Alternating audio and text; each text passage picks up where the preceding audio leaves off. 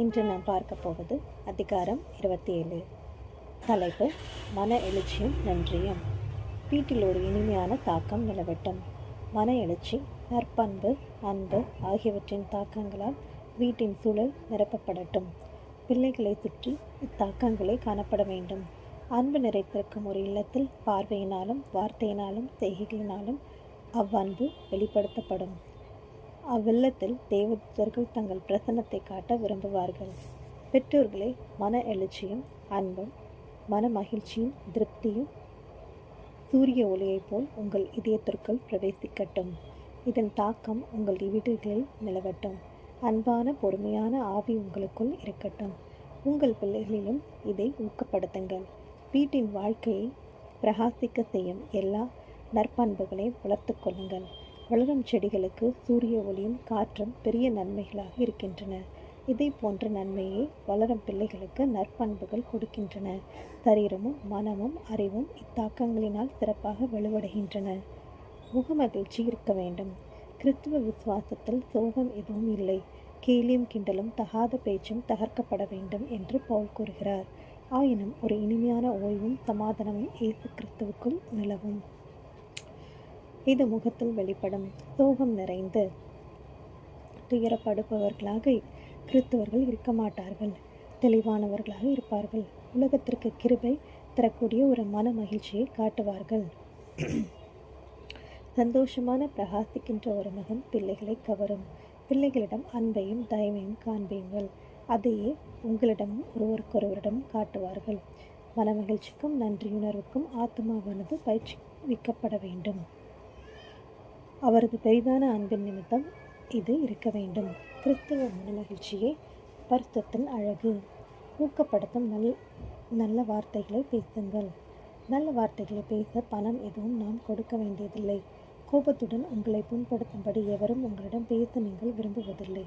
இதேபோல் நீங்கள் மற்றவர்களிடம் பேசும் பொழுது அவர்களும் உங்களைப் போலவே பாதிக்கப்படுவார்கள் என்பதை நினைவில் கொள்ளுங்கள். குடும்ப வாழ்வில் நடைமுறை தெய்வத்துவத்தை கொண்டு வாருங்கள். வேற்றுமைகள் நிலவும் இல்லத்திற்குள் தேவதூதர்கள் வர விரும்புவதில்லை. மகிழ்ச்சியும் சூரிய ஒளியைப் போல் நன்மையை தரும் வார்த்தைகளையும் பேச பிள்ளைகளுக்கு கற்றுக் கொடுங்கள். மனமகிழ்ச்சியுடன் மனதை வைத்துக்கொள்ள ஊக்கப்படுத்துங்கள்.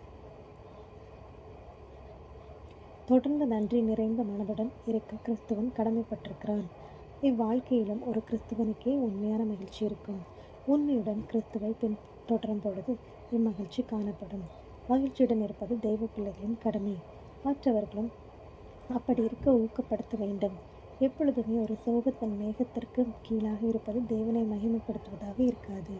நிழலை போல் இராதபடி தெய்வ பிள்ளைகள் சூரிய ஒளியைப் போல் இருத்தல் வேண்டும். கிறிஸ்தவன் ஒரு மகிழ்ச்சி நிறைந்த முகத்தையே பெற்றிருப்பான். சோகத்தையும் வருத்தத்தையும் பிள்ளைகள் வெறுப்பார்கள். அன்பிற்கும் மகிழ்ச்சிக்கும் பிள்ளைகளின் இதயம் பதில் கொடுக்கும். பெற்றோர்களை அதிகமாக சிரியுங்கள். சில பெற்றோர்களும் ஆசிரியர்களும் ஒரு சமயம் தாங்களும் பிள்ளைகளாக இருந்தார்கள் என்பதை மறந்து விடுகிறார்கள். உணர்ச்சியற்றவர்களைப் போன்று கரிசனையுடன் பிள்ளைகளிடம் நடந்து கொள்வதில்லை. அதிகாரத்தை மட்டும் காட்டுகிறார்கள். எப்போதும் பிள்ளைகளை கண்டிப்பது போன்றே முகத்தை வைத்துக் கொள்கிறார்கள். பிள்ளைகள் துருதுருவென்று இருப்பதும் எதையாவது செய்து கொண்டே இருப்பதையும் அவர்கள் ஏற்றுக்கொள்வதில்லை. சின்ன விஷயங்களும் பெரிய தவறுகளாக பாவிக்கப்படுகின்றன. இப்படி நடப்பது கிறிஸ்துவை போல் இருப்பது கிடையாது. இப்படியாக நடத்தப்படும் பிள்ளைகள் பெற்றோர்களுக்கும் ஆசிரியர்களுக்கும் பயப்படுகிறார்கள். அவர்கள் நேசிப்பதில்லை. இதனால் பிள்ளைகளது நற்பண்புகள் அழிக்கப்படுகின்றன. குளிர்பனியில் சிறு செடியானது குளிர்ந்து விரைந்து விடுவதற்கு சமமாக இது இருக்கிறது.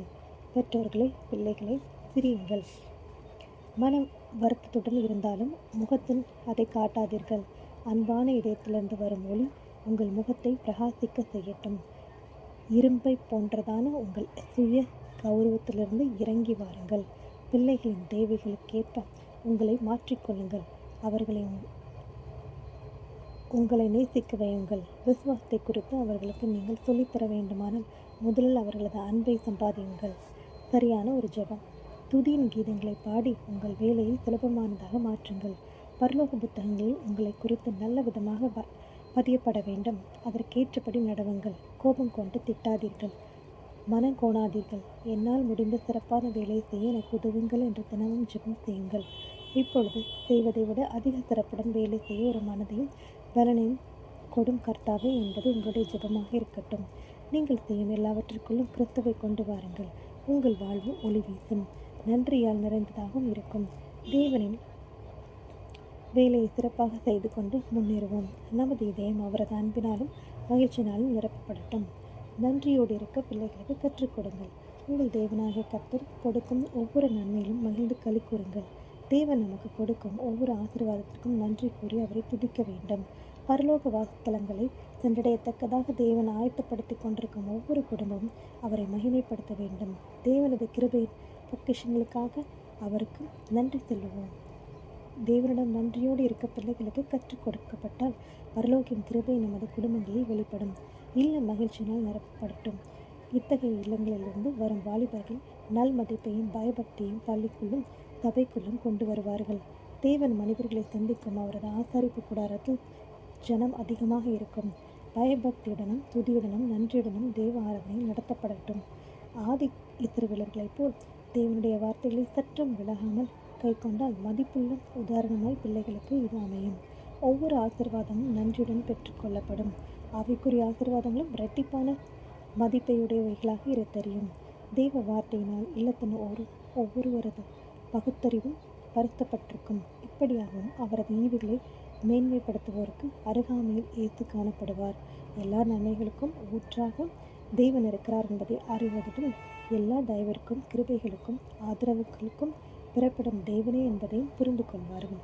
தீர்க்க முடியாத கிருபையின் ஊற்றாக தேவன் விளங்குகிறார் என்பதை அங்கீகரிப்பார்கள். ஆமென்.